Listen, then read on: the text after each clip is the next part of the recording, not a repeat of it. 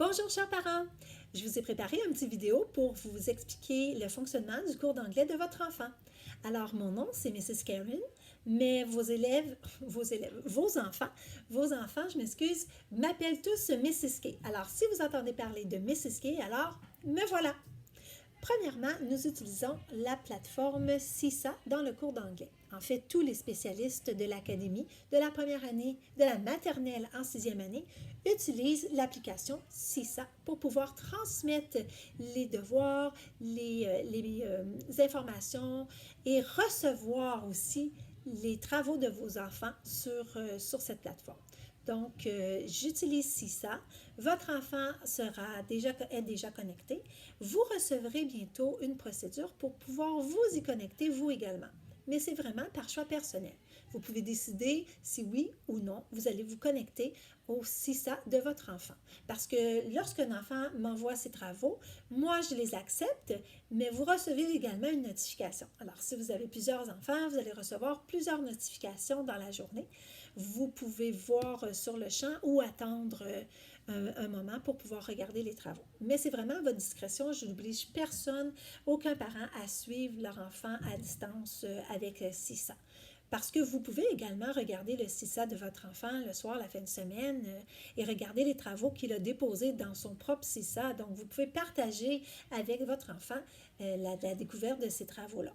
Donc, c'est vraiment à votre guise, mais sachez que vous allez quand même recevoir une lettre explicative de ce fonctionnement-là. J'utilise CISA pour tout. C'est-à-dire que vos enfants en classe me transmettent leurs travaux et à la maison, leurs devoirs sur CISA. Donc, CISA va être l'outil de base et le seul outil que nous utiliserons pour se transmettre des documents entre votre enfant et moi. En parlant des devoirs, les devoirs sont donnés seulement une fois par cycle. Je m'explique. Par exemple, si votre enfant est dans le groupe 5.2 et que la première fois du cycle, je le vois le jour 1, je vais lui donner son devoir le jour 1. Le devoir sera déposé sur CISA également, donc il va pouvoir avoir accès au devoir à la maison. Donc, je lui donne le devoir le jour 1, il est à remettre le prochain jour 1. Donc, ça lui laisse approximativement, je vous dirais, 11 jours à peu près, incluant aussi une fin de semaine. C'est très important parce que la semaine, je sais qu'il y a beaucoup d'activités, on court, donc on n'est pas toujours optimal pour faire des devoirs la semaine. Je vous laisse aussi la fin de semaine pour faire le devoir. Le devoir, entre nous, il n'est pas obligatoire. C'est sûr que j'encourage les enfants à aller faire leurs devoirs parce que ça les aide à revoir la matière, consolider leur apprentissage que nous avons vu en classe, mais c'est quelque chose que nous avons vu en classe. Donc, si, admettons, il ne fait pas le devoir, bien, il ne sera pas vraiment perdu le prochain cours. C'est sûr que des fois, par exemple, j'envoie des devoirs qui doivent être terminés pour cette date-là. C'est important d'aller voir le fil sur CISA pour voir, mais pas vous, votre enfant. C'est important qu'il puisse aller voir son CISA puis voir son devoir qui va être déposé pour s'assurer qu'il n'y a pas quelque chose à remettre ou à construire pour le jour 1 d'après, mais souvent c'est vraiment un devoir qui va toucher à peu près toutes les compétences, peut-être moins la compétence orale, mais la compétence de compréhension, donc de réinvestissement des notions qu'on a vues, donc souvent une petite vidéo, une lecture, je vais aussi naviguer avec la grammaire, donc, et c'est tout le temps des activités qui sont comme interactives sur le iPad, c'est-à-dire que en ligne, c'est-à-dire qu'ils n'ont pas besoin de vous à côté qui fassent le devoir, ils peuvent s'auto-corriger et puis m'envoyer le tout sur CISA. Ce devoir-là,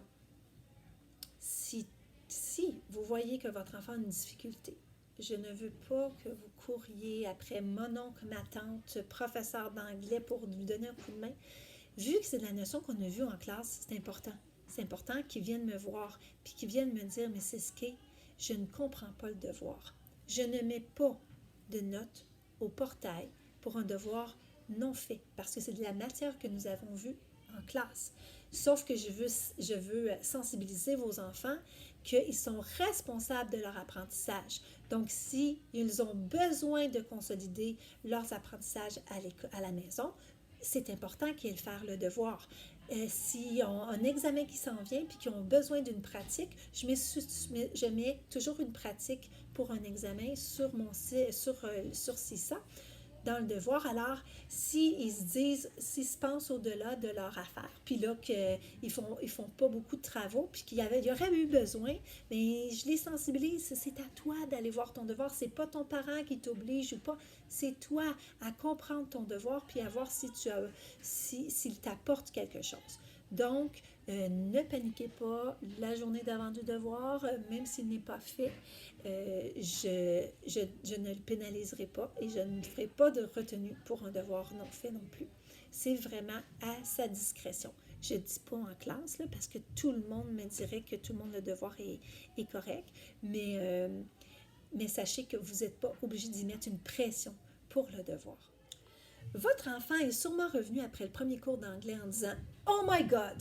Mrs. K, c'est une intense de l'évaluation. » Bien, c'est probablement vrai, parce que la première compétence en anglais, c'est interagir oralement avec un partenaire en anglais. Donc, interagir, on est en lien avec les camarades de classe, on pose des questions, on s'exprime, on répond à des questions. Donc, je leur ai dit que c'était très important qu'ils s'expriment seulement en anglais, dans le cours d'anglais, pour pouvoir évoluer au maximum cette année.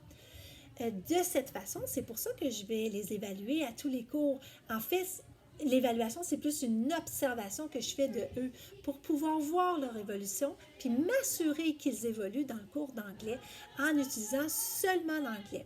Donc, c'est sûr que je mets un frein, là. Je ne demande pas qu'ils soient tous bilingues. Je ne demande pas qu'ils connaissent tous les mots. Je vais évaluer les efforts qu'ils mettent à parler anglais et à réinvestir les nouveaux mots qu'ils ont appris.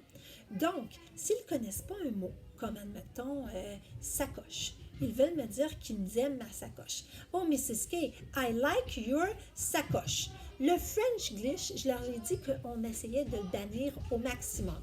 Ça veut dire qu'au lieu de dire « Oh, Mrs. K, I love your sacoche », je vais avoir un accent. « Oh, Mrs. K, I love your scotch ».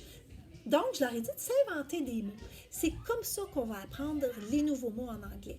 Je vais ensuite les reprendre, je vais leur montrer c'est quoi le nouveau mot. Un ami va lui montrer, mais c'est comme ça qu'on va essayer de programmer notre cerveau pour parler anglais seulement dans la classe. Et de là, mes observations pour voir leur évolution, pour voir leur implication dans la classe. Parce que je ne peux pas leur demander de se filmer puis d'évaluer juste ce petit film. Je veux vraiment avoir un portrait global de l'enfant.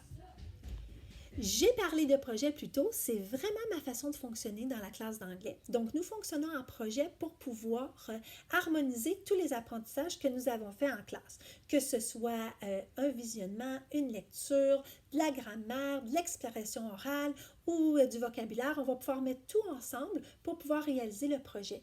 Et le projet va pouvoir permettre à chaque élève de pouvoir évoluer selon son niveau. Donc, les enfants bilingues, je sais que des fois, il y a des parents qui veulent que leur enfant qui est bilingue puisse en faire davantage. C'est vraiment à travers les projets qu'ils vont pouvoir développer de nouvelles compétences, de nouveaux apprentissages et à l'inverse, les nouveaux élèves qui sont plus inquiets, qui sont plus gênés, qui ont plus de difficultés, vont pouvoir aussi se développer à leur rythme et pouvoir développer leur confiance en eux à travers les projets. Un petit message pour les parents des nouveaux élèves.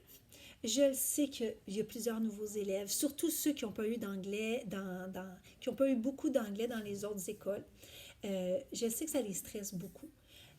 Mon fonctionnement est différent parce que je ne parle qu'en anglais, donc ça, c'est déjà une partie stressante. Ils ont peur de ne pas comprendre.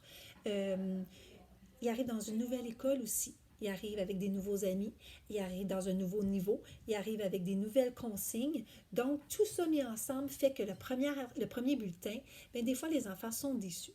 Je veux vous rassurer je veux vous rassurer pour vous dire que tous les nouveaux élèves vont réussir leur année quand même. Ça va peut-être leur demander de faire un petit peu plus d'efforts, dans le sens, vous savez, au début, là, j'ai parlé des devoirs, que j'imposais pas les devoirs aux élèves, dans le sens que j'allais pas mettre une note au portail si les devoirs n'étaient pas faits, puis que je vous demandais pas de mettre une pression sur votre enfant.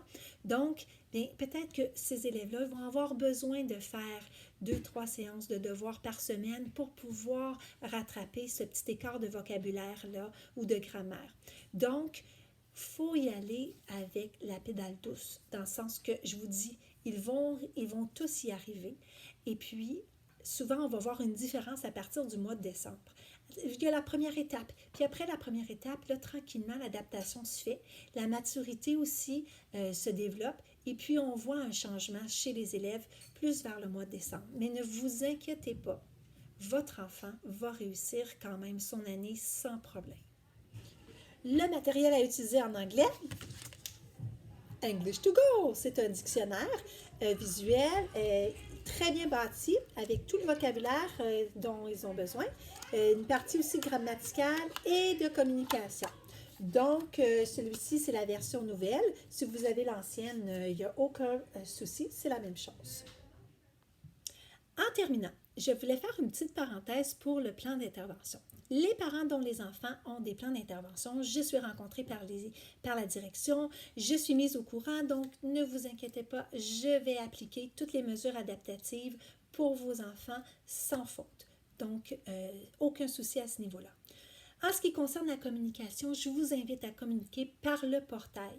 Le portail, c'est la meilleure façon, la façon la plus rapide de communiquer avec moi. Si vous tentez de communiquer sur CISA, je reçois tellement d'activités dans mon fil de réception que souvent je vois votre message 2 ou 3 jours plus tard.